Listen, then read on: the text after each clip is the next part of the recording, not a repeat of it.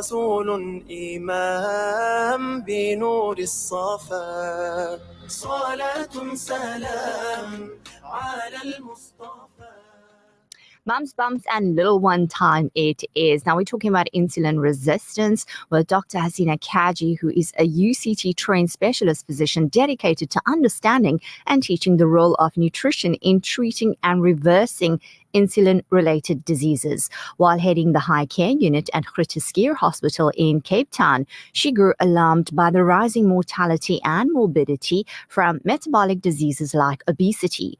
Researching insulin resistance as a root cause of chronic diseases, she co-founded Eat Better South Africa, running successful community weight loss projects. Recognizing the critical demand for medical education internationally, she co-founded Nutrition Network, an online nutrition training platform for healthcare providers and coaches, where she serves as medical curriculum director. She's also co-founder and co-editor of the world's first textbook on ketogenic nutrition. Her most recent passion project is Siha, I hope I'm saying that right, Healing Center, a personalized nutrition coaching program rooted in Islamic principles where she sees patients online. Assalamu alaikum, Dr. Hasina Kaji, and welcome to Urban Women. Wa alaikum assalam wa rahmatullahi ta'ala wa barakatuh. Bismillahir Rahmanir Rahim. Wassalatu wassalamu ala ashrafil mursaleen. And jazakallah khair for having me on the show. Barakallah. It's an absolute pleasure. And I think, it's so beautiful that you're going back as a doctor as well, taking your roots to our beautiful deen, which we know has all the answers to everything. Now, we're talking about insulin resistance, something that I also get amazed to see that so many young people have this in our society at present. So shed some light and tell us a little bit more. Let's just deep dive into it. What exactly is insulin resistance? Okay, so I'm so glad that we're talking about this because, as you say, there's so many people suffering. And really, once you understand what causes it, it actually is quite simple to reverse it. Simple, not easy, right? Uh-huh. So the first thing to note is that insulin is good. It's a hormone in our body. It's absolutely necessary for life. It helps us to put the glucose and the nutrients where it needs to be, and it helps us to grow and thrive. But the key thing is that insulin needs to remain low. It's a hormone, and hormones in our body, they act in a pulsatile nature, which means they pulse, they go high when we need them, and they need to come down really quickly. Right. So that's the first important thing to know. The problem is that at high, chronically elevated levels of insulin, there are mechanisms that get switched on in our system, in our cells. And these are mechanisms that drive inflammation. They're growth mechanisms. So they drive growth of certain cells in the body. And they result in things like obesity, cancer, heart diseases. So that's the first thing to know. The second thing to know is that what raises insulin most is glucose. Okay, so those are the two basic things to remember before I go on. Now, the thing is that if we ate real food, we wouldn't have a problem. Yeah. But the question is, are we eating real food? So let me take you through a day in the life of our great-grandparents. Or, the Sahabas, radiallahu ta'ala anhum. The time of Nabi sallallahu alayhi wa sallam. Let's go back to that time where people didn't eat Kellogg's cornflakes for breakfast. People didn't eat what we call franken foods, processed foods. Indeed. That are made to, they sort of crisped and they're loaded with sugar and colorants, preservatives, seed oils, all of these types of things.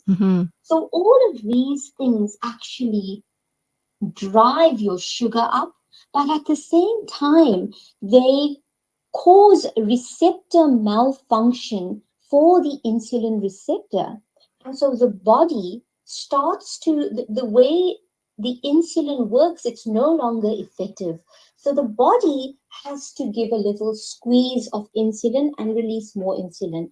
This results in a higher level of circulating insulin, it's not fitting into its receptor and doing the job it needs to do. So the body interprets that as, I don't have enough insulin, let's make more. Right. Then more insulin is made. And what we have is a situation of chronically elevated insulin. Now, like I said earlier, low levels are good. That's great. That's how we want to function. High levels switches on inflammation. It causes the blood vessels in the body to get progressively thicker. It causes cancer cells, certain cancer cells to switch on. It's associated with Alzheimer's. So there's so many chronic illnesses. All of these are associated with just having whatever processes cause high insulin levels in your body. So the first and most important one is the food that we eat. Absolutely. Now, you shared some very important line. I think we all are guilty of this, and that's our eating. And it basically goes back down to that. And you used a very important word like real food. Are we actually eating real food? Now, I'm going to just jump into it to, obviously, it's so important that we be aware of some of the signs. So what would you say, doctor, are some of the first signs of being insulin resistant, and how can diseases associated with it actually be treated or reversed? Right. So what a great question. Because, we don't have that early recognition system on. We're not aware. We're so sort of stuck in the rat race of life, running after, jobs and children. And we don't stop on a daily basis to take stock of, what do I actually look like? Are my clothes fitting me? We're in this I don't understand why we've become people who, when we gain weight, we simply buy bigger pants or shirts or dresses. Right. We don't stop to say, hang on, I've gained weight. So why am I gaining weight? This is not okay. I have to say to my patients, if you look in the animal kingdom, it's abnormal to see animals in the wild gaining weight as they age. In fact, a lion will become progressively thinner towards the end of its life. Same with giraffe, zebra, whatever it is. The only animals that gain weight are domesticated animals like dogs and cats because they eat the wrong foods. So what's the first sign? The first sign is weight gain.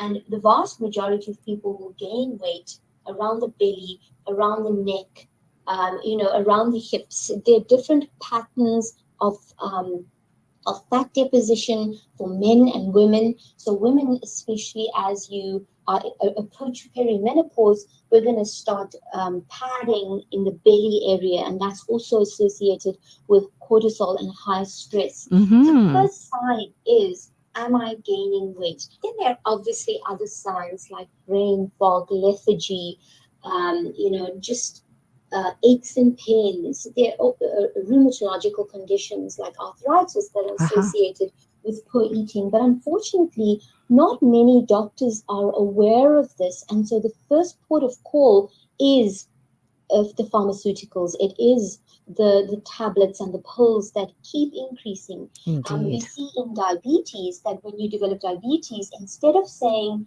cut out the thing that's raising your sugar, we give insulin or we give pills that cause the release of insulin, instead of saying, take away the thing that's raising the blood sugar. So these and when we think, please let me stress this point. When we say what are the signs, please look at your children, because our children are gaining weight. We live in this society where we are talking about body positivity, but we've forgotten that weight gain is such an important sign of health. That we should not be padded with extra fat. We should not. We should be muscled. We should be lean. We should be standing upright with the bellies that are flat, definitely not fat, flat, and the chests that are out, like when we learn about the description of our beloved Nabi Muhammad sallallahu alaihi wasallam, that his belly sallallahu alaihi wasallam never protruded. So I want to say that we're so focused, subhanAllah, on the sunnah, but let us start to think about the sunnah of eating, eating less, eating and stopping before you're actually full, and fasting. And these steps, in addition to removing harmful processed high carbohydrate foods. And very importantly, sunflower oil is rife in our communities.